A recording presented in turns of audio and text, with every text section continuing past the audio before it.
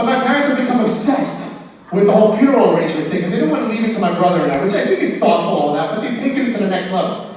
My father bought the plots, and he goes, Anthony, come here. Your mother doesn't know, because she doesn't want to know. She's never going to die. And I go, okay, I'm going to take you. I'm going to show you the plots. I don't want to see the plots. Just give me the paperwork. He takes you to the cemetery. Look at this. I got the mausoleum outside. Your mother don't want to be in the ground. I don't want to listen to her complain that even when we're dead. Okay, so we're going to be up in the mausoleum. All right, Dad, that's nice. And look.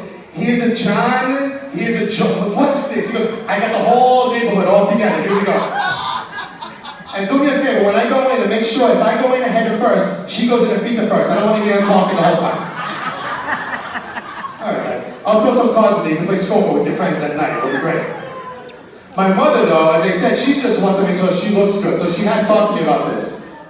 She wants to make sure. So at her 50th wedding anniversary, a couple of months ago, she had a beautiful dress, and she goes to me, and she goes, I'm going to be there in this address, so making sure these addresses I have them clean, things are hanging out good.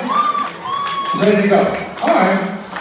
So we're at the party, and I'm taking pictures. I go, Mom, do me a favor. Do me a favor. Sit up straight. Put your hands up. She did it! I took the pictures. Come on. Let me see. Mom and I looking good. That's right, Mom. Nobody's going to beat you at your own funeral. That's right, Mom. We're all set.